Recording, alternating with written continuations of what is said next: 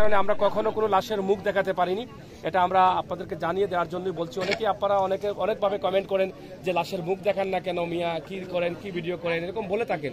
কিন্তু আমরা তো মুখ দেখাতে কোনো সমস্যা নেই ভাই, কিন্তু আমরা তো আটকে আছি, আমরা আইনের ভিতরে, সোশ্যাল মিডিয়ার আইনের ভিতরে আমরা আটকা পড়েছি। তার মতো জঘন্য কাজে কারা জড়িত আছে আমরা সবাই চাই এইরকম জঘন্য কাজে যারা জড়িত আছে, সামান্য টাকা পয়সার জন্য সামান্য কথা কাটাকাটি নিয়েও কিন্তু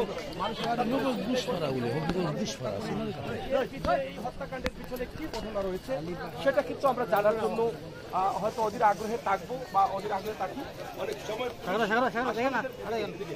পুলিশ আসামিদের গ্রেপ্তার করে কিন্তু অনেক সময় সেই তথ্যগুলো তারা মিডিয়ার মাধ্যমে তুলে ধরার চেষ্টা করেন, মানুষকে সচেতন করার জন্য, সমাজকে সচেতন করার জন্য এভাবে তুলে ধরেন।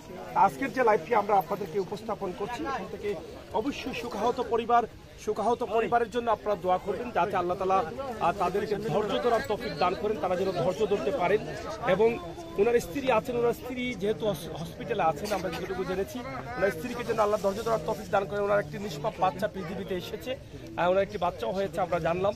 সেই বাচ্চার জন্য আপনারা দোয়া করবেন এবং ওনার হয়তো মা বাবা বেঁচে আছেন কিনা জানি না, যদি থাকেন তাদের জন্য উনি এখানে অনেক মানুষ স্থানীয় যারা আছেন তারাও কিন্তু এখানে ছুটে এসেছেন, কারণ একটি নজর দেখার জন্য যে একটা মানুষকে কিভাবে হত্যা করলো, কিভাবে ফেলে গেল।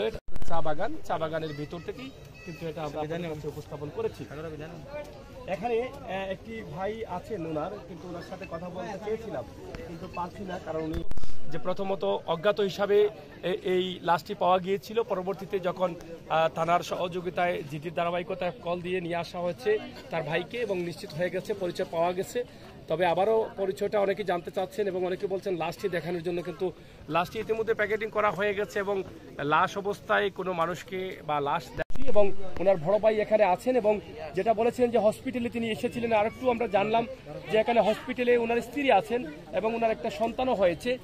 স্ত্রী এখনো হসপিটালে আছেন, কিন্তু গত 19 তারিখ থেকে তিনি নিখোঁজ ছিলেন এবং 20 তারিখ গতকাল অর্থাৎ গত 20 নভেম্বর সিলেট জালালাবাদ থানায় একটি সাধারণ ডায়েরি করা হয় নিখোঁজ বলে, এবং সেই ডায়েরির ধারাবাহিকতায় আজকে যখন এখানে একটি লাশ পাওয়া গেছে এবং এয়ারপোর্ট থানাধীন এলাকায় এই লাশটি পড়ে আছে আলীবাহার চা বাগান, এখানে পুলিশ এসে এয়ারপোর্টের থানাধীন দায়িত্বশীলরা এসে এই জিডিতে যে নাম্বার রয়েছে সেই নাম্বারে যোগাযোগ করেছেন এবং এই যে লাশটি পড়ে আছে ওনার বড় ভাই এসেছেন এবং এসে দেখেই তিনি নিশ্চিত করেছেন এটাই হচ্ছে ওনার ভাইয়ের নিখোঁজ হওয়া সেই ভাইয়ের লাশটি।